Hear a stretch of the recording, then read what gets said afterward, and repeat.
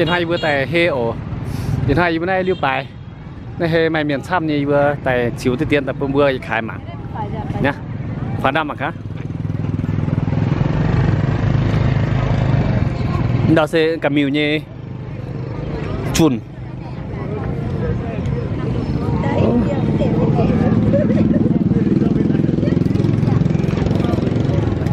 cái đó rồi có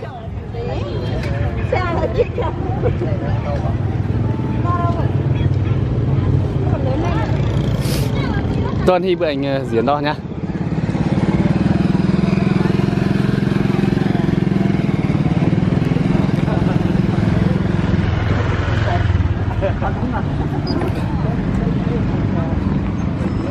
nên mà để đi biểu hay những xung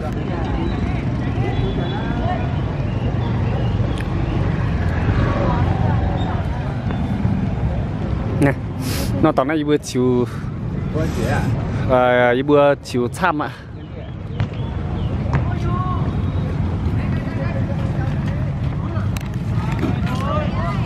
anh ở chỗ má nhiều không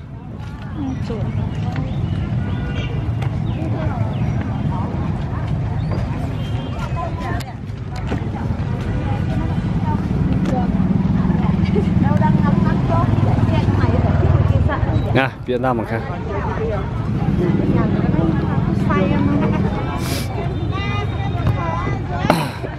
khán này chen hả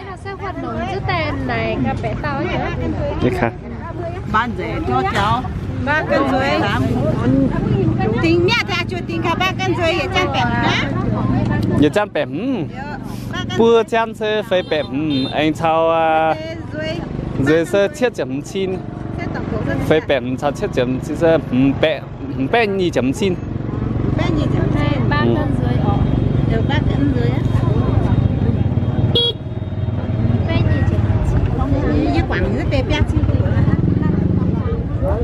cái bữa can uống tứ che để rồi nó chưa? Nè đây bé mày à, mày chậm nhỉ non sẽ phải rồi. Yên nó sẽ phần tên nó mèo à? Trăm bẹt. Cái quảng tên mà dụ là tiền đây, mà tài sự chứ.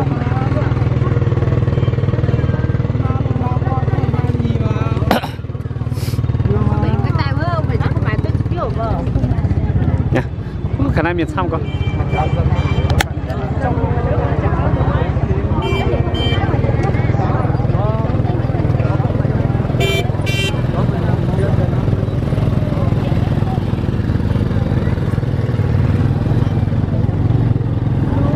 Đây mà chip tiêu nhà chip tiêu nè đây này chuối này chắc con đấy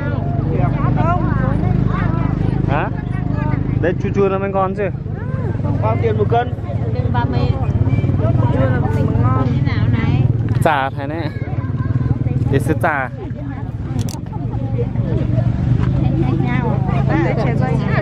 này dọc lam ở trên dây thì mẫu khô nô thế à không người ta không lấy nổi mất nấu nhà mất nấu nổ à nhà này hai những số mày nhỉ mình tiền sẽ phản siết bò cái gì đấy không à ship không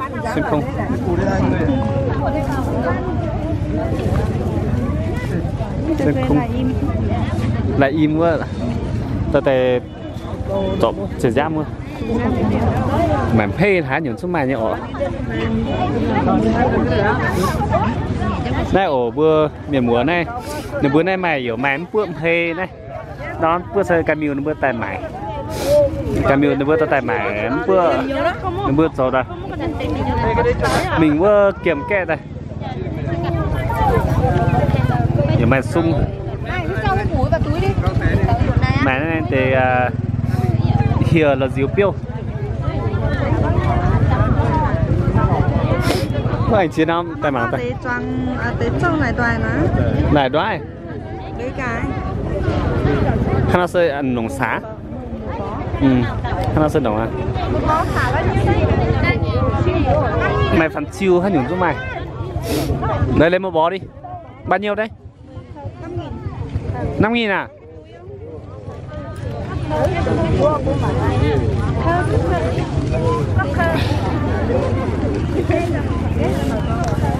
hôm nào về làm cái món hôm trước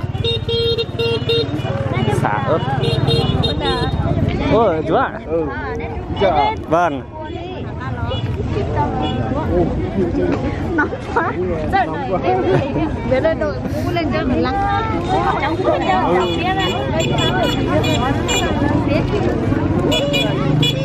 Anh nghe chiến nam bản tiên đó. Cái này rồi co.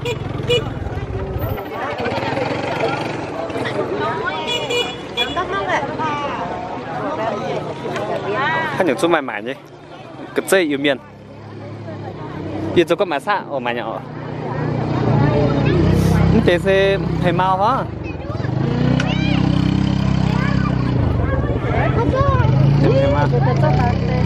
Bữa cho phang hả chú à? Cho phang tới đi. Nãy sao mà nhẹ bỏ? Dây nhẹ ở. Nhẹ cho tao tí. Tế sao hắn những đĩa à chú à? Tế. À. Tế sẽ đi thầy mau. Thầy mau ở. Tại mấy đó tế. Đây vậy anh ngồi tế ăn không đã. Đến sao tao mất tế càng dám mó. Thì nó cứ chắc cơ. Dậy. Trong nó đã ăn cho nó này. Càng dám không tế. Nè, tế mất tế bò. Tế sẽ càng dám mà nè. Chúng tế sẽ càng dám tế sẽ cũng tạm nghe. Ủa đâu ạ. Nhìn hai nó cứ tế chẳng khác giỏi nha nè. Nhưng mà nhỉ. Nhìn hai nó cứ tế nó. Cái này những chút mày nhiều che ở mày bữa tao che tên đâu mày thôi tôi sẽ cầm nhiều mày thăm bữa yêu miền ở mày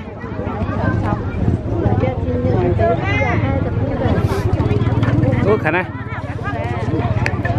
miền thăm và mình thông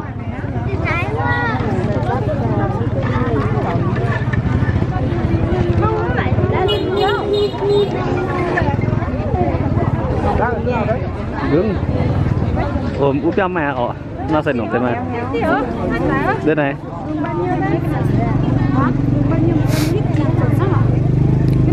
cái này cỡ xanh à? Cho nó cỡ xanh cho nó đấy 1 cân thôi nhé. 1 cân đủ rồi.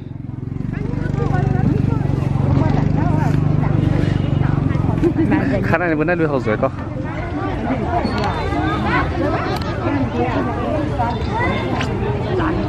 Cái miếng đưa hậu dưới con. Mái trang sung.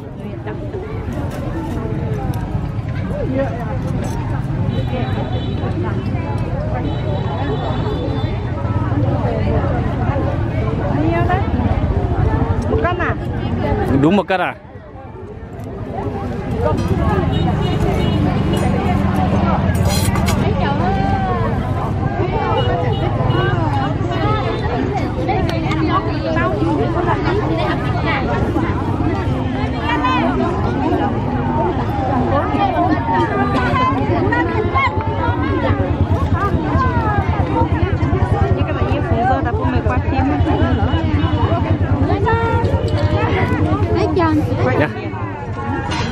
Đây mà tao yêu miền mà cu nó sẽ khai bữa nó yêu miền sau cực gì biển á ở biển hoa rồi nè nhai vô cây đi mình mặn có hay là đi khuất chiều nhá thế con hai vợ con hai chiều ở cú bữa thái vợ chiều đi miền như cái này mà nhớ anh chém gì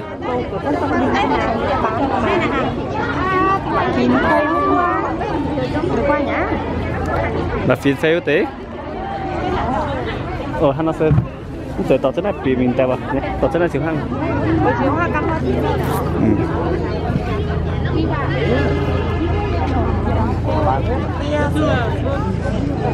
giảm đau cho mắt thông mình thông là của một xe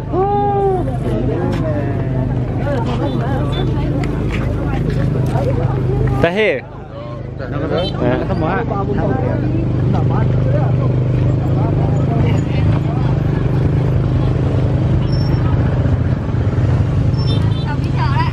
đi chợ à